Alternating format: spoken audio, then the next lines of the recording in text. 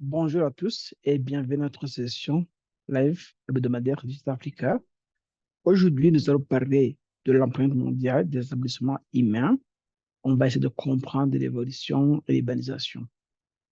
Je m'appelle Joseph Tuchimire et de l'équipe d'East Africa.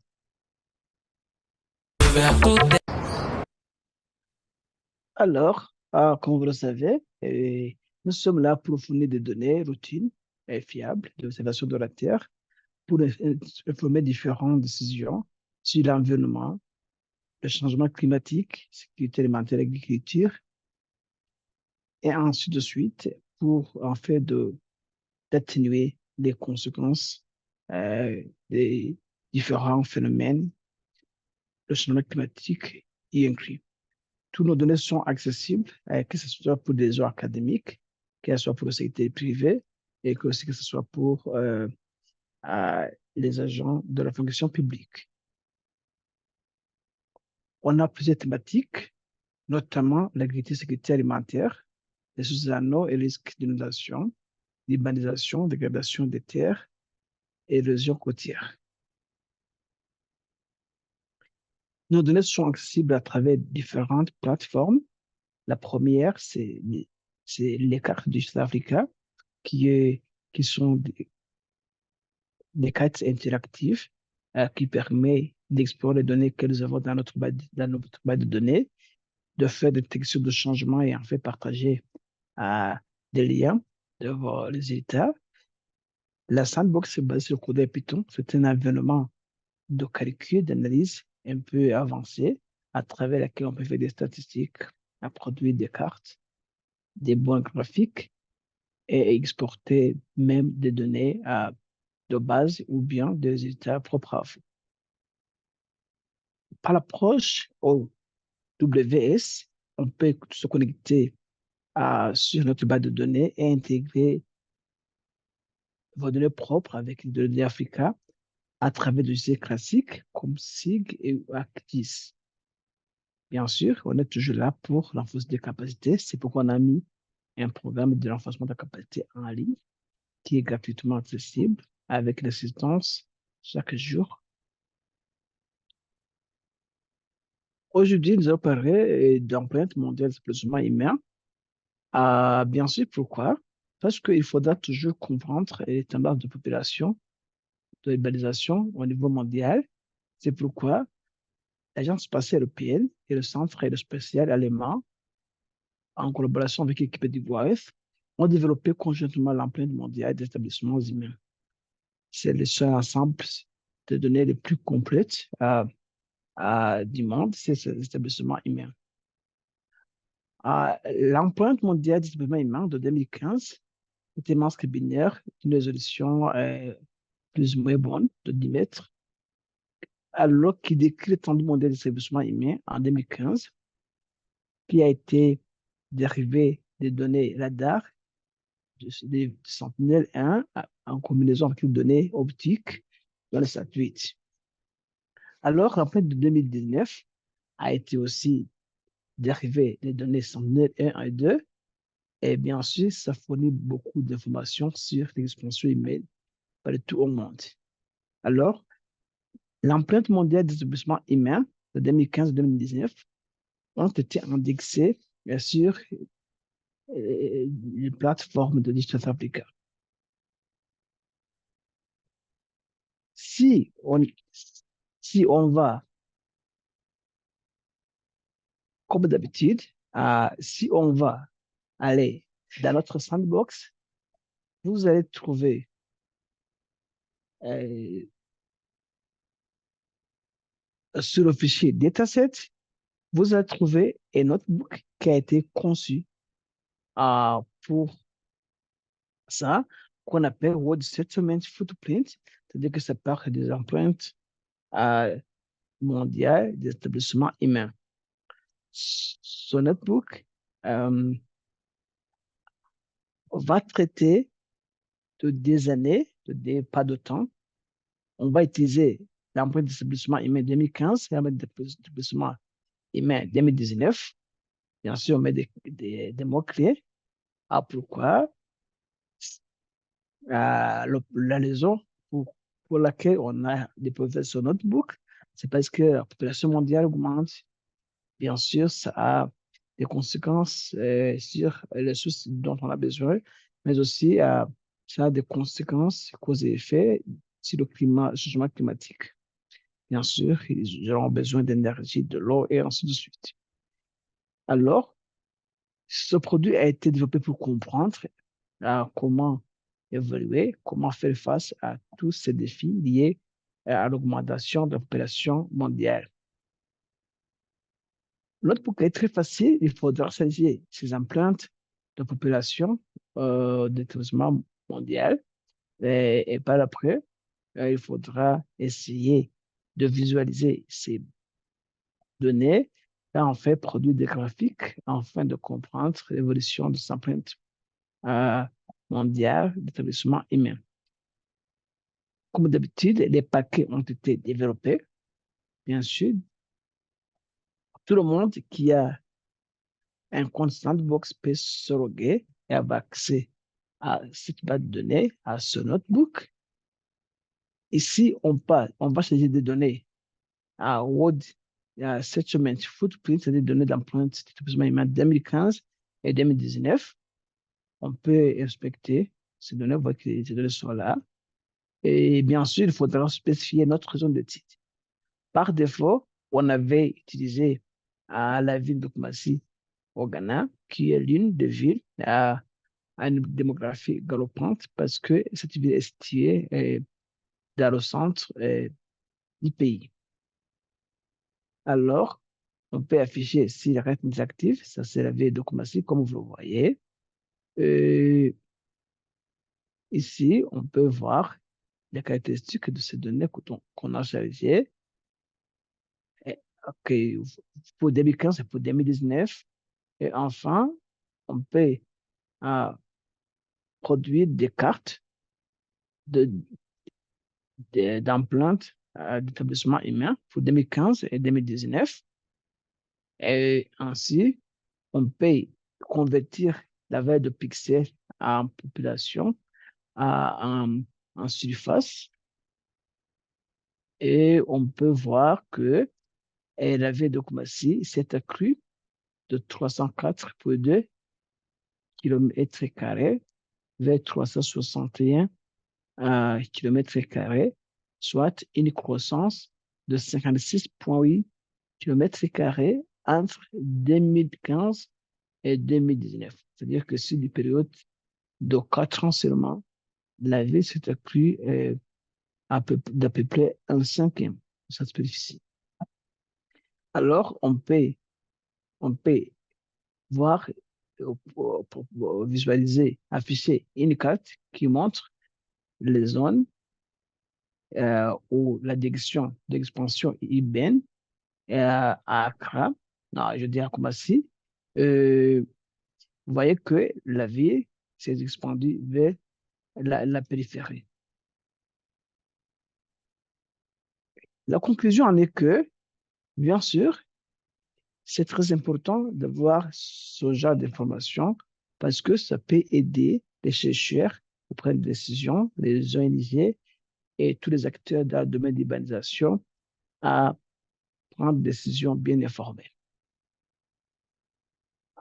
Ici,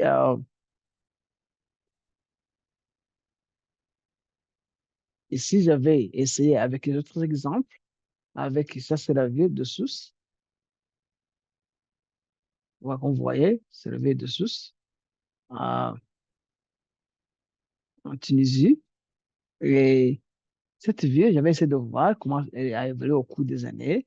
J'avais lancé les mêmes analyses, comme avant, produit les empreintes d'établissement humain de 2015 et l'empreinte d'établissement humain de 2019. Et en comparant sur le graphique, j'avais vu que cette ville ne s'est pas trop expandue entre ces deux années, avec une ville à côtière et qui est plus ou moins développée au cours des années. Je pense qu'il n'y a plus d'espace pour construire. Seulement 1 km, 1,8 km², c'est peut-être de 4 ans, mais ça peut nous montrer quand même quelques points, c'est tout, les côtes de l'Ouest. la vie s'est expandue, mais au milieu, on a eu augmentation des maisons, mais ce n'était pas comme le cas de Koumassi, où la vie s'est expandue vers la périphérie. Alors, j'avais aussi essayé euh, euh,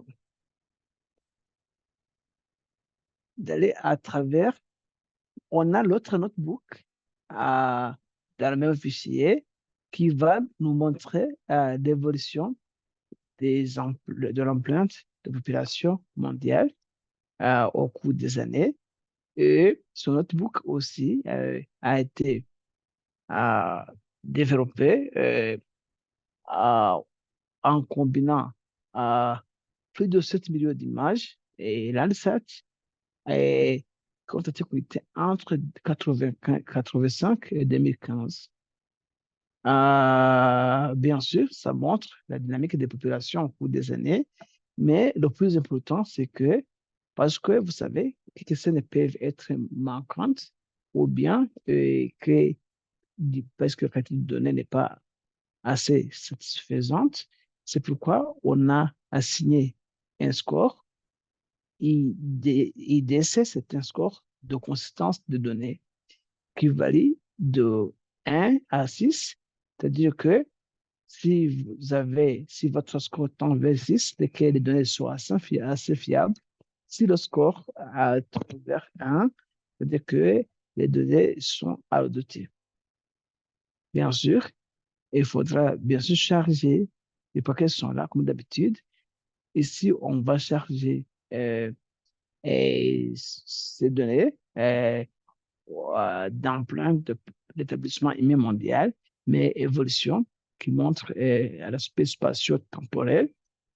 Et par après, il faudra, comme d'habitude, spécifier notre zone d'étude. Et si par défaut, on a travaillé sur la zone de Mansoura en Égypte, que vous voyez ici, alors ici en bas, on peut afficher l'évolution de 85 à 2015 ou à différentes couleurs les, les, les bâtiments ou les empreintes qui sont apparues par année.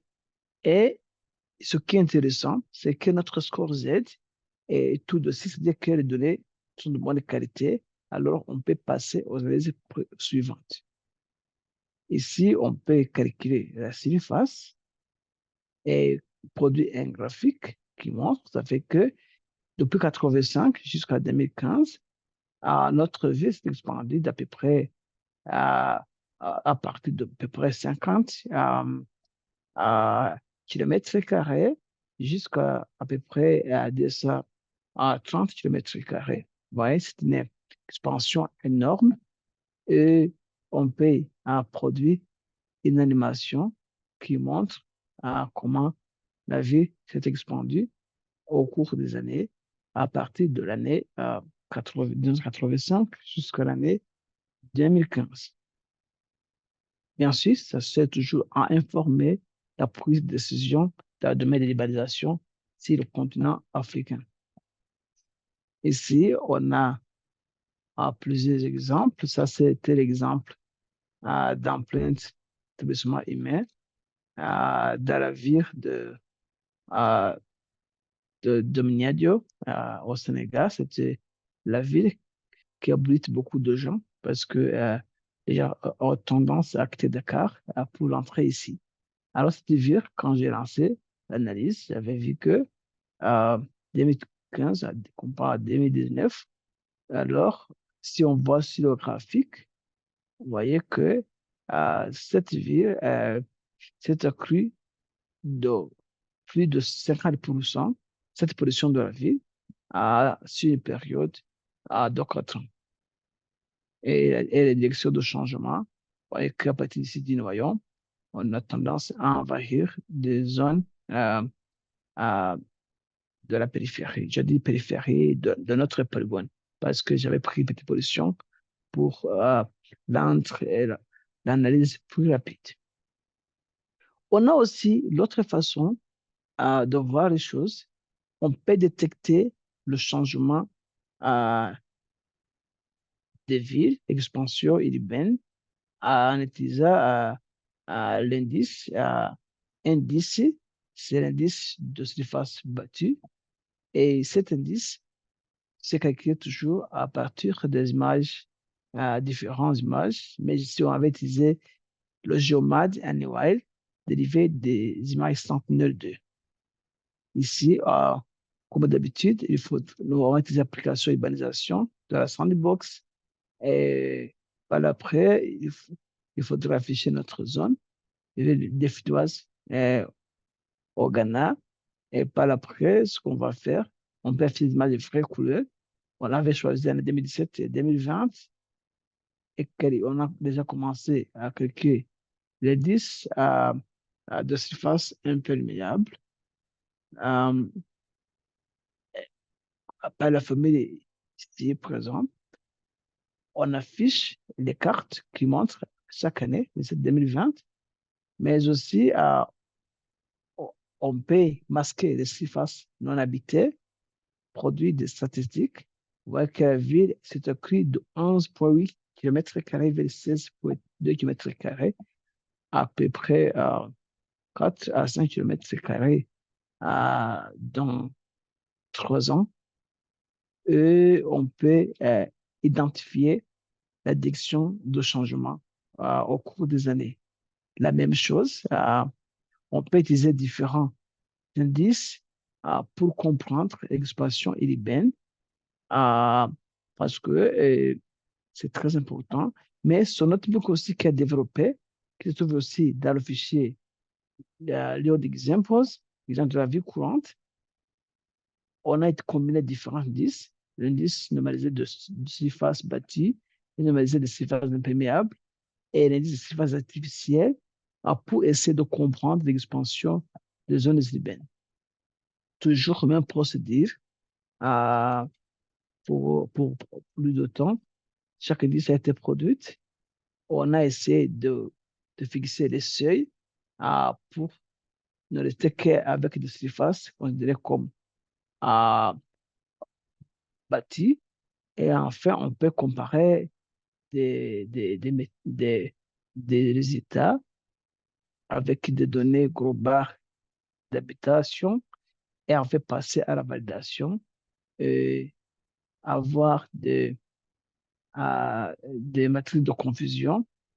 Ici, on voit que pour l'indice NDBI, on voit qu'on a beaucoup de fausses positifs.